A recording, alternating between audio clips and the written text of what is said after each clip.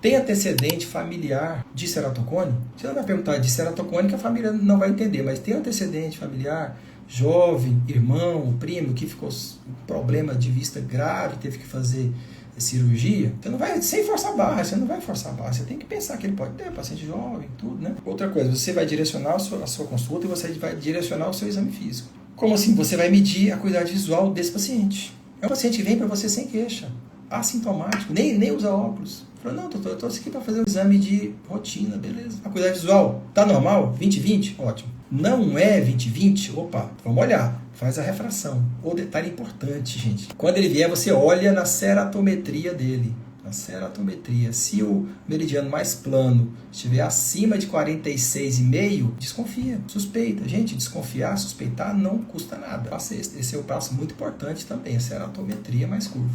46,5 ou mais, opa, pensa.